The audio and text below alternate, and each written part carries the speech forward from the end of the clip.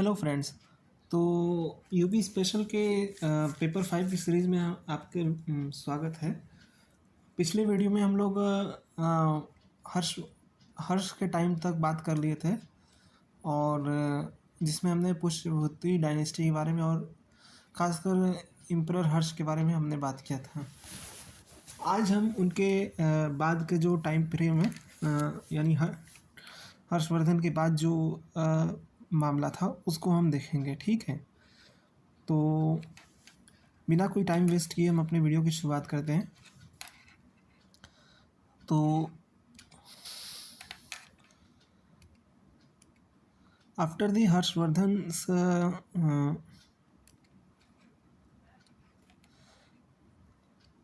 Harshvardhan death, Yashovarman captured power in Kannauj at the beginning of 8th century. Soon thereafter, they broke out a tripartite struggle between three powerful kingdoms: the Gurjar, Pratihar, the Pal, and the Rashtrakoot.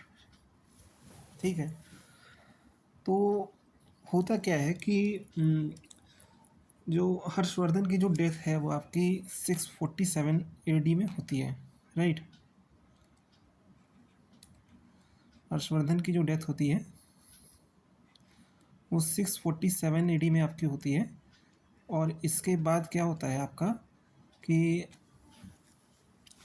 Kannauj में यशोवर्मन नाम का एक राजा रहता है कन्नौज का, sorry Ujjain का।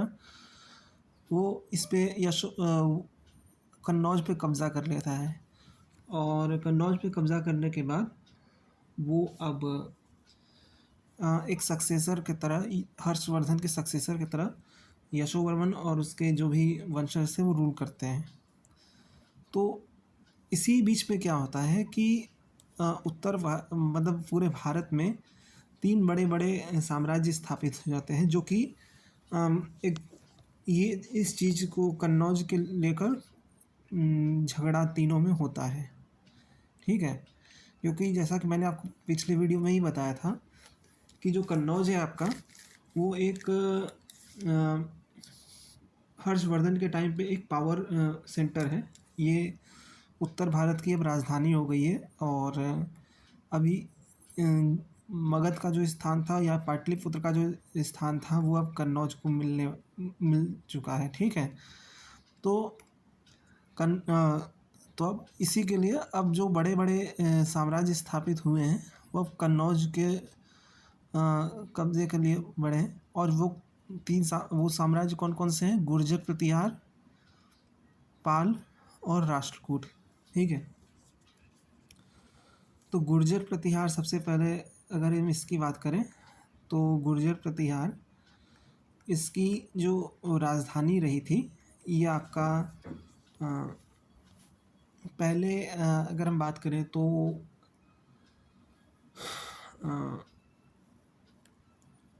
बाद के टाइम में तो ये फाइनली ये कन्नौज में थे, लेकिन उससे पहले ये लोग वल्लभी में इनका एक काफ़ी अच्छा स्ट्रॉन्ग होल्ड था, ठीक। उसके बाद अगर मैं बात करूं तो दूसरी जो पावर थी, एक्चुअली मैं इसको थोड़ा सा क्लियर एक नेक्स्ट पेज में बता रहा हूँ।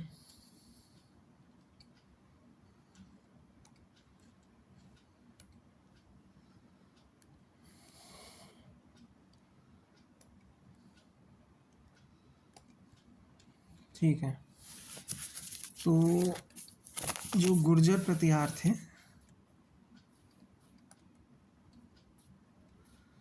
इनकी जो कैपिटल हुआ करती थी वो आपके गुर्जर प्रतिहार के जो कैपिटल आपके हुआ करते थे वो आपके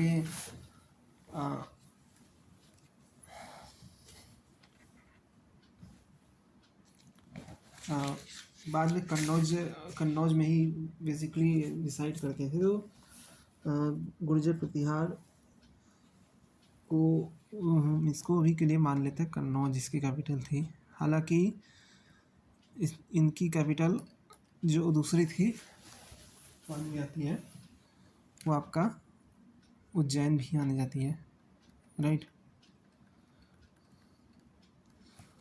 फिर दूसरे थे आपके पाल, इनकी कैपिटल थी पाटली गौड़।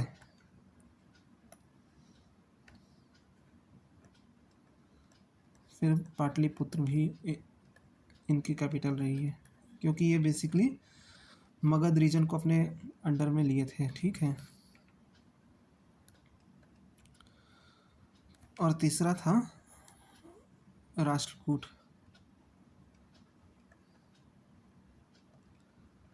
इनकी जो कैपिटल थी वो थी आपकी मान्यखेत।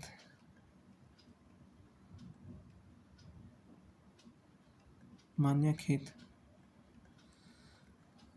तो होता क्या है कि अब कन्नौज को लेकर इन तीनों ही पावर्स में काफ़ी ज़्यादा झगड़ा होता है। ठीक है, और इसी को लेके पूरा नॉर्थ इंडिया की जो भी पॉलिटिक्स है काफ़ी ज़्यादा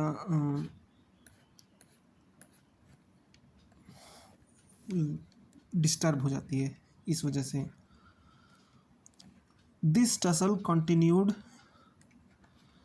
till the first half of the 10th century.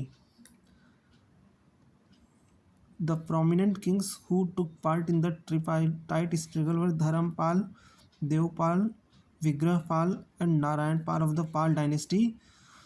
Vatsaraj Nagbhatt II, Rambhadra, Mihir Bhoj, and Mahendrapal in Gurjar Pratihar dynasty, and Dhruv Govind III, Amogh Varsh I, and Krishna II of Rashtrakoot dynasty.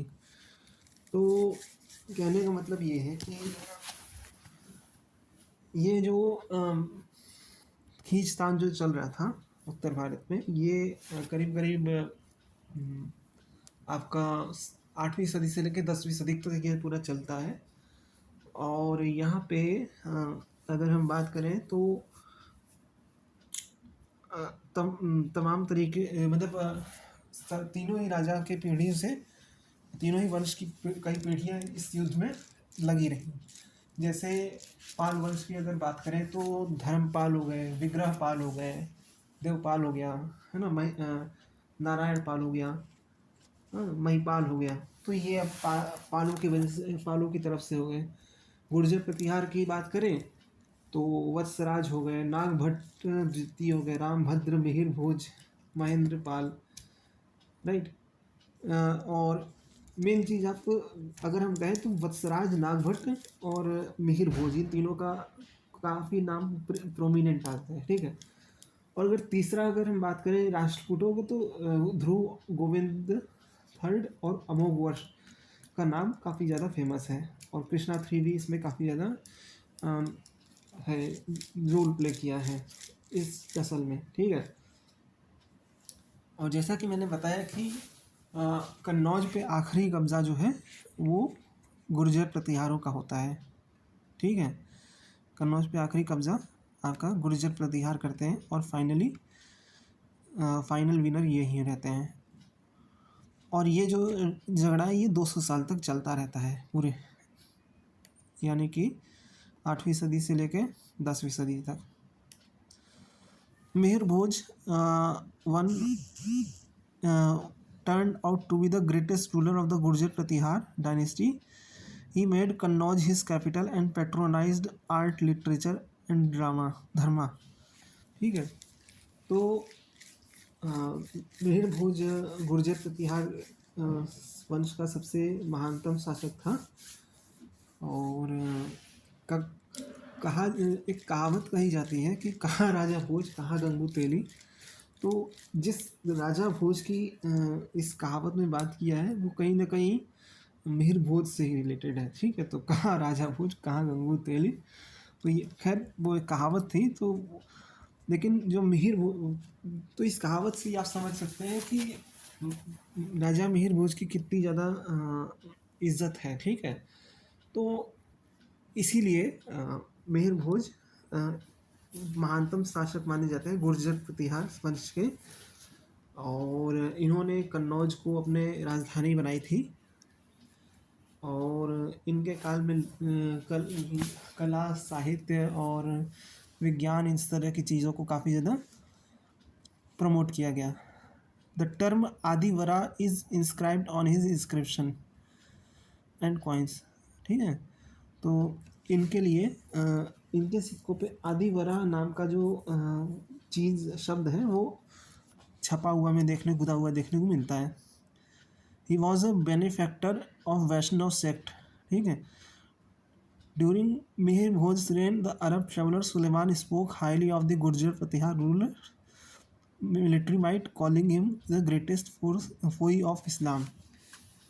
तो इसी के काल में अरब यात्री सुलेमान आता है और उसने मिहिर भोज की जो सेना थी उसकी काफ़ी ज़्यादा मतलब तारीफ़ किया था। और वो कहता है कि गुर्जर प्रतिहार जो है, गुर्जर प्रतिहार का जो राजा है मिहिर भोज, ये इस्लाम का सबसे बड़ा दुश्मन है। ठीक है, क्योंकि इसकी वजह से अरब जो है सिंध के आगे बढ़ नहीं पाए थे। तो ये एक चीज़ थी जिसे समझना चाहिए। फिर गढ़वाल और चंदेल डायनेस्टी के बारे में बात करें तो गढ़वाल जो थे वो गुर्जर प्रतिहार के सक्सेसर माने जाते हैं। ठीक है, तो Chandradev founded the Garhwal dynasty at Kannauj in 1080 AD। ठीक है, गोविंद चंद्र 1114 से 54 तक was the most powerful ruler of this dynasty. तो गढ़वाल डायनेस्टी जो रहती थी कन्नौज में, ये बेसिकली चंद्रदेव के द्वारा स्थापित किया गया था और इसका सबसे महानतम शासक गोविंद चंद्र गढ़वाल था। ठीक है, कहा जाता है कि इसने अपना साम्राज्य जो है मगध से लेकर मालवा तक फैलाया था और एज पर crown prince of his kingdom he defeated Mahmud second of the ruler of Ghazni. ठीक है, एक राजकुमार के तौर पे इसने गोविंद चंद्र ने महमूद गजनी को हराया था। Right, Mahmud second, actually Mahmud Ghaznavi नहीं, महमूद द्वितीय जो गजनी का शासक था उसी के वंश का था, उसको पराजित किया था। तो दूसरी मतलब कुल मिला के ये काफ़ी ज़्यादा फेमस है और काफ़ी ज़्यादा महानतम शासक इसे माना जाता है। इसे काशी नरेश भी कहा जाता है क्यों, और कई जगह इसे अवतार ऑफ हरि भी कहा जाता है, हरि अवतार, क्योंकि इसने तुर्कों से काशी को बचाया था। ठीक है, the last ruler of Garhwal dynasty was Jaichandra, also known as Jaichand. Prithviraj Chauhan the ruler of Delhi and Ajmer was Jaichandra contemporary. ठीक है, तो इस वंश का जो आखिरी राजा था वो जयचंद था, जो कि पृथ्वीराज चौहान के जो समकालीन थे और ये अपनी गद्दारी के लिए जाना जाता है। राइट, इसने अपना जो ज़मीर है वो तुर्कों को बेच दिया था और काफ़ी ज़्यादा मतलब अपना ज़मीर तुर्कों को बेचने के बाद ये उन्हीं से मतलब हाथ मिला लिया था और पृथ्वीराज चौहान को हार का सामना करना पड़ा था इसकी वजह से। ठीक, तो इसी वीडियो के साथ हमारा एंशिएंट हिस्ट्री का जो पोर्शन है कवर होता है। अब हम मिडिवल हिस्ट्री की तरफ रुख करेंगे, जिसमें हम शुरुआत करेंगे इन्वेजन ऑफ टर्क से, Turkish invasion of India and it's consequences in UP. फिर उसके बाद दिल्ली सल्तनत में क्या क्या यूपी से रिलेटेड फैक्ट्स थे वो बताएंगे, भक्ति मूवमेंट के बारे में बताएंगे और जो भी सारी चीज़ें हैं वो सब हम डिस्कस करेंगे। ठीक है, आपसे हम मिलते हैं नेक्स्ट वीडियो में, तब तक के लिए अपना ध्यान रखें और चैनल पे ऐसे ही अपना प्यार बनाए रखिए। मिलते हैं आपसे नेक्स्ट वीडियो में, गुड बाय।